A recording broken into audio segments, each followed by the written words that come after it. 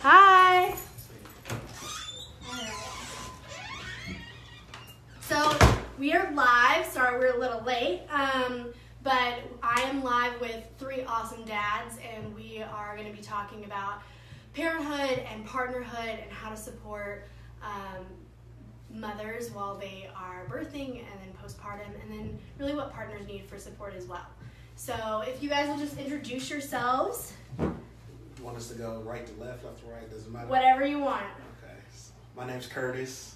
I'm a father of a 1-year-old, or some people like to say 16-month-year-old or whatever. So yeah. Yeah, and Curtis is the husband of Courtney of Soulfully Rooted Birth. So Courtney's been on a Facebook Live in the past. So yeah, shout out to Courtney. I'm Donovan. My daughter's Livy, and she's 2.5. And this happens to be my husband, so he got roped into this.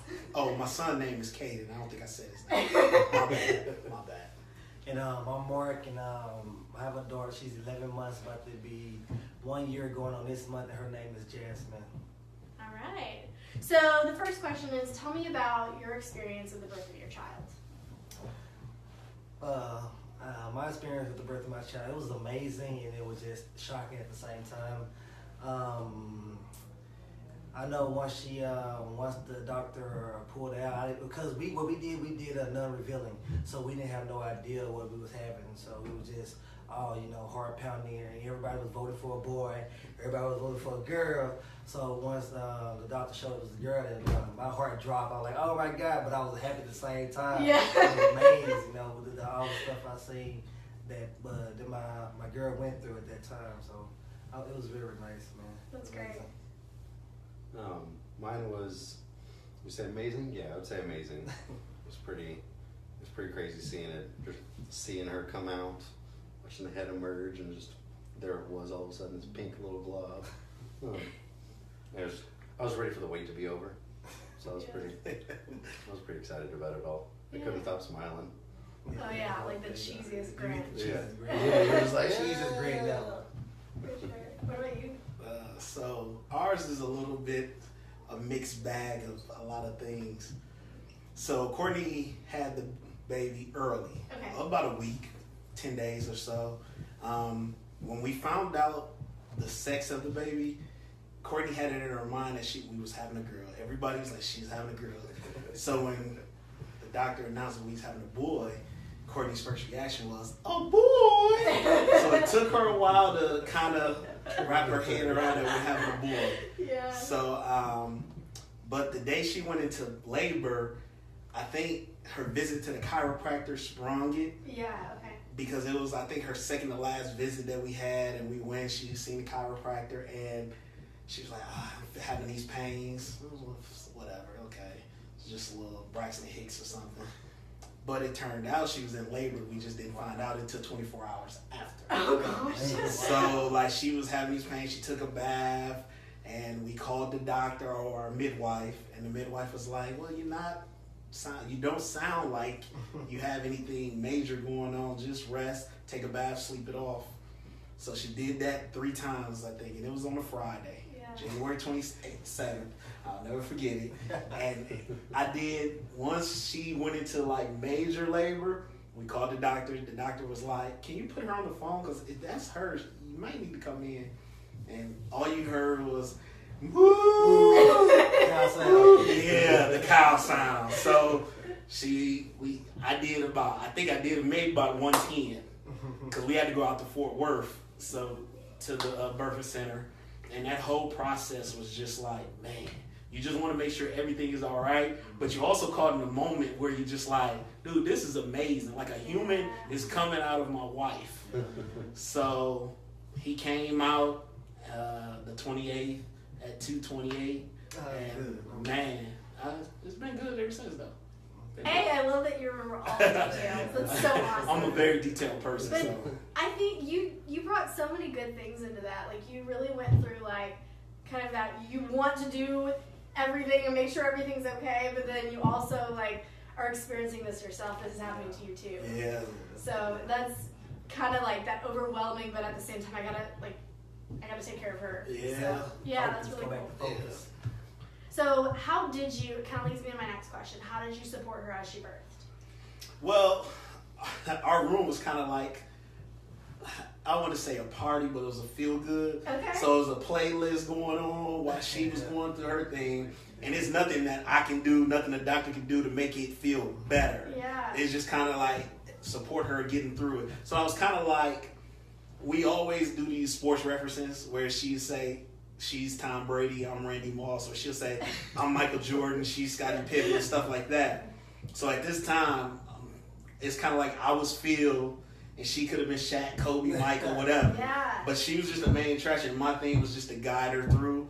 And so music was playing, and it kept the environment real relaxed.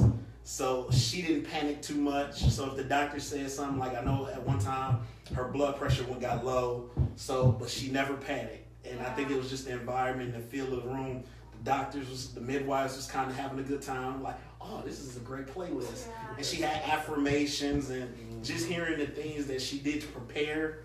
Courtney likes to feel gratification. Yeah. So if you let her know that she's doing a good job, it makes her, I guess, take it up a notch. So, like, yeah, it was, I just wanted to make sure that I was letting her know that I'm here for her. Yeah. So yeah. that was just the main thing. Like, nothing else I could do. I just had to be there for make sure everything went smooth and like any questions or anything they needed to know. I know she probably wasn't focused on, so I had to answer. Yeah. So Do you guys kind of feel the same with that? Like you're kind of like the front runner of like taking care of all the logistics. Yeah. Mine actually is similar to his. We had like the playlist of the she made all the playlists. Matter of fact, I still have it on my phone. We had the oil scent. We had had the room scent so we can breathe and everything. And as she was giving birth, I was beside her coach. Actually, me and her doula as well. Doula's Nikki Noyes. Shout out to Nikki Noyes. Oh, yeah. That doula. She was the doula for us, and she helped us, and we both really coached Kelly. To push Jasmine down. It was a really good experience too. So Very cool. yeah, Nikki was also our dude. Yeah. All right. Well, Nikki, if you're watching, shout out to you. All right, Donovan, you have anything to add to that? We didn't have a doula, we had an epidural. Thank you for that. Yes. But do you feel like you were kind of like the front runner for like running the logistics of everything? Yeah, I felt like my main purpose was to keep you as comfortable and calm and encouraged as possible. Yeah. That's weird, I'm talking to you about it. It was your birth. It was because I don't know if they'd said it before, but it's, she was in the hospital for a while and lots of blood pressure issues and stuff, so it was keeping you comfortable, keeping you feeling like this is still your birth, even though there's a whole lot of complications going on. Yeah. We didn't have a playlist, but we did play the Aggie War Hymn as she came out. We had a playlist. Did we? Yes, there's a lot of Adele and Sam Smith. So yeah. I vaguely remember something. Yeah. There was a lot going on. Yeah. With Maxwell and Maxwell. like very soothing. all I remember was the Aggie War Hymn at the end. So I had to run over and find it real quick and look over and crowning while trying to find it. Oh, that was the cue for Yeah. that was okay. If you don't know, I'm an Aggie, so that's kind of like it was my one moment of being a good Aggie because I'm not. So, so how did you support your partner when baby was here? At the beginning, it really didn't trigger to me that I know, but I was still shocked that I had a daughter at the time. So, to me, probably it took me almost a couple of days to just to get it in my head and realize, this is real life. This is something this is a child you have to take care of now, And then one day I think Kelly was on what's called maternity leave still, and she had a couple more days, and I had to go back to work. And one day she needed help, I think, making bottles, and I had already fell asleep. I was like, she woke me out of my sleep and just went off on me. It really triggered me right then and there. I needed help and step up and really, show what I could do and do what I have to do to support my daughter. So it did take a minute for me to catch in, but I did call in probably like on the second day when it hit me. But you bring up a really good point. Like, there are some dads, it takes them a little bit of a while to have that realization of oh, she's mine. Oh, he's mine. Because you don't carry the baby for 9 months. You don't, or 10 months. You don't really have that bonding experience that a mother has. So sometimes that doesn't hit you as fast. So you bring up a really good point. Anybody else? To Say the question one more. How did you support me Oh, yeah, after okay. birth? If I had to narrow it down to one focus, it was making you feel like you weren't alone, Yeah. as much as possible. Like, yeah, when you got up to breastfeed, I'm not milking, but I was still up there with you. Yeah. I probably fell back asleep, but you know, Yes, I'd you reach did. over and be like, "I'm here with you. I got you. Yeah, you're doing good." Yeah, just make you feel not alone. That's what I tried to do, and take as much responsibility as I could, and you know, change as many diapers as I could, and you know, get. I think one thing I really remember doing was like sitting on the couch with you while you're doing anything, while you're doing something, and I would get up and grab whatever you needed. I remember getting up and down the couch 100 times because what do you need? I got it. I'm Yeah. doing it. Yeah. Just like you were still pregnant, but you know, outside. Yeah. For me, well, one thing I realized in the support factor is that being a newly mom, first mom, women always feel like that one, they're not doing enough sometimes. Yeah. Whether I know Courtney struggled with the whole breastfeeding, like Hayden wouldn't latch on. Yeah. He wouldn't latch, but she was producing milk, but he wouldn't latch on. And come to find out, he had a tongue tie or whatever, so we had to get that. But it's all that thing sometimes lashes out on us because we see that you're doing the work, but you don't see it. So sometimes we have to be that supporting guy. Like, it's all right. Like, you're doing all you can do. And one thing that me and Courtney talked about during the pregnancy is she's a planner. She likes to plan everything. And she may not admit to this, but I'm going to tell it. We was having a discussion and I told her, you can't plan for a kid because you never know what's going to happen. Yeah. Whether it's with them, with us, or anything, it's a day-by-day thing. And that's always how it's going to be. As long as they're your child until they become an adult, every day is different. So what you may have planned, it may not work out. So I just tried to always be there for her because there was times where she was like, "You're not doing enough. You're not helping me." And I'm sitting there and I'm like, I'm kind of mad because I'm like, I'm doing everything you asking me to do. But at the same time, I'm like, okay, you have a lot on your plate. Right. Just making sure that you're doing the best that you can as being a mother, a newly mother at that. Yeah. So, I mean, if it's a second go around, you may be more comfortable, but this time, it's kind of like a shock factor. And you're getting up in the morning, you're not getting enough sleep. And, you know, sometimes I would get up down there. I ain't gonna say all the time. But we kind of had, like, certain things that I was responsible for. So, like, cleaning bottles. Or making sure that, or I would get up if I was off of work, because I was off 3 days, Thursday, Friday, Saturday. So, like, certain days where he wakes up at night, I would get up instead of her getting up. So I would get up and things of that nature. So for, I think, pregnant moms, newly moms, it's the little things that help out a lot, others outside of the big things. So I just had to focus on the little things. And like I say, sometimes I was just like, dude, I'm about to run away. Yeah. But I know she was feeling that same way because of the pressure, like, Exactly. this is your child. Like, you birthed this child. You don't want to fail them within the first month or so. So, yeah, I just tried to always help out with the little things. You bring up like such a good point that, you know, there's so much pressure on moms to get it right and be perfect, and, you know, for partners to validate the moms. I think that's so important. Mm-hmm. And it sounds like, you know, what you guys were saying really resonates with the idea of really knowing what makes your partner tick and what they need. And so you had, you know, words of affirmation, and you had, it sounds like, I mean, you encouraged me and like, but you supported me, those little things, like doing things, like, you know, really understanding what your partner's needs are, because it might not always be the same for every mom. And then that helps her, and it helps validate her as a mother and like what she's doing and then what you're doing as a partner. So I think that's really great. So how'd you feel the first month of being a parent, if you can kind of flash back to that, and then what did you need to feel supported?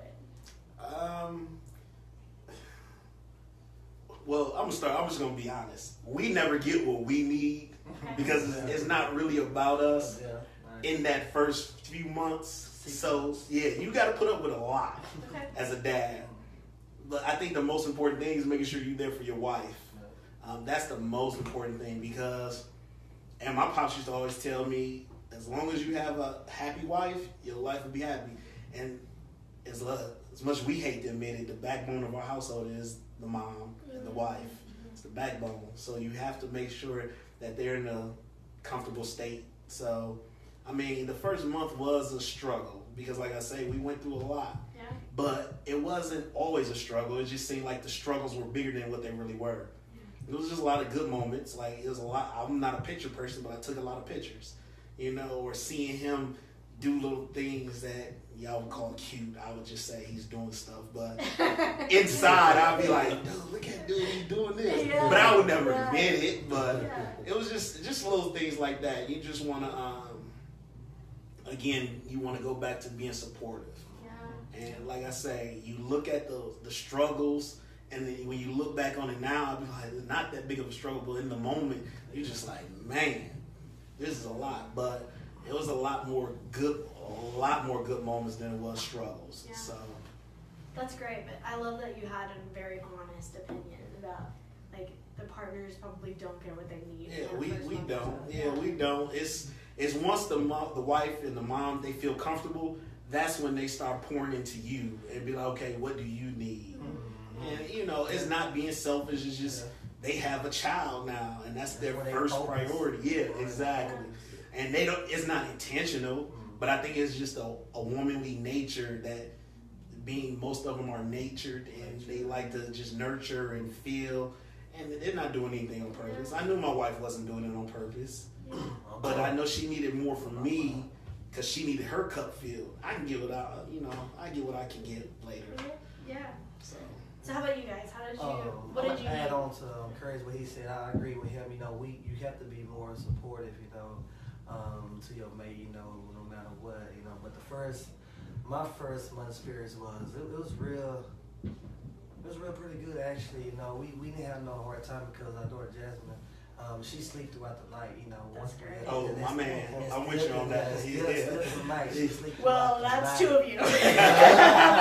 Yes, I'm with you on So that. we feel like we was blessed, you know. We didn't have to wake up, Yeah. you know, hear no crying, you know, or anything like that. And if she was crying, you know, me and Kelly rotate, like you say, we'll rotate. Some days I go, and some days Kelly would go and get up, you know, and rock her back to sleep, or Kelly would breastfeed her because that's all she was doing, breastfeeding at the time. So it was really nice, you know. So it was really an experience too. It's always gonna be your first one. I feel like always gonna be an experience, no matter what. Oh, yeah.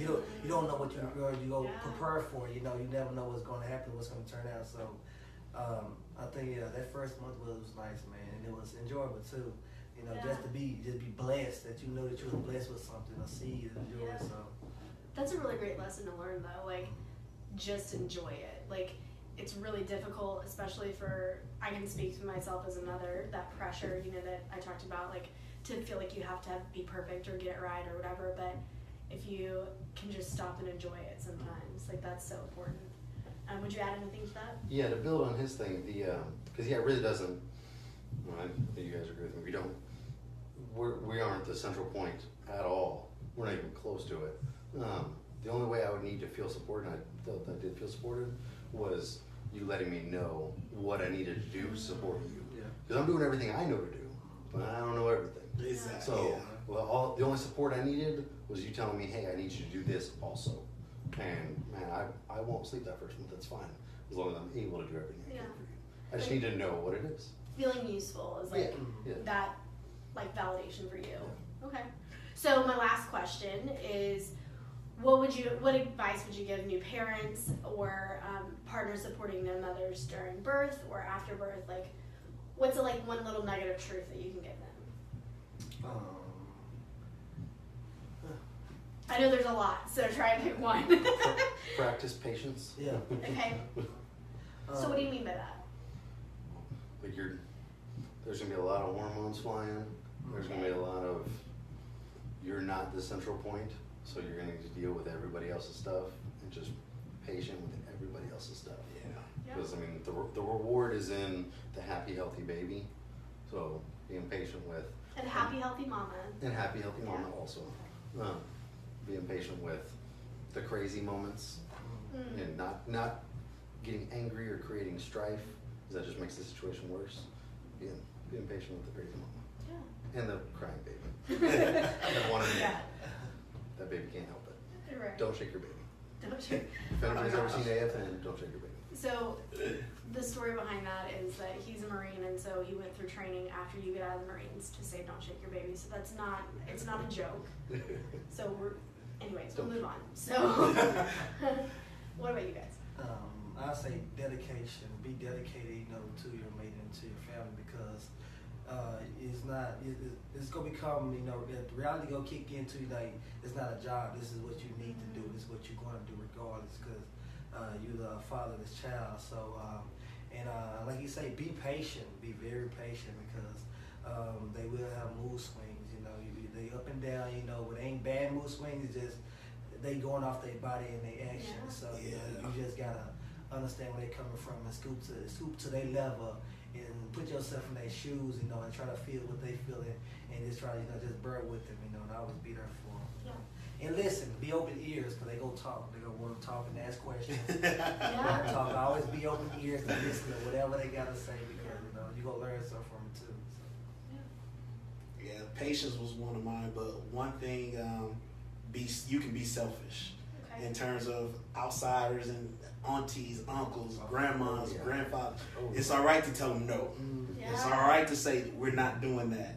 So be selfish. Yeah. As a couple and as a family, look out for you, look out for your wife, look out for the baby. Because if you're not selfish, you're going to hear later on when you now have her back. So it's all right to step to the forefront and be like, nah, that's not what she wants. It's all right to tell them, no, we're not doing that. We don't give. One example, Caden had a little cough. They want to give him cough medicine. My wife ain't doing the cough medicine.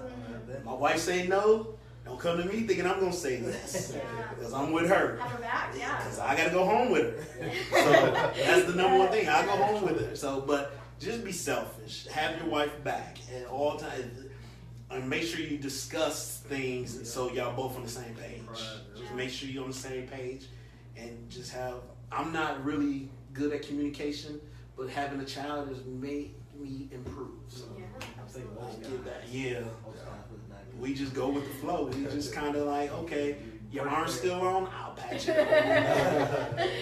Right. So, but yeah.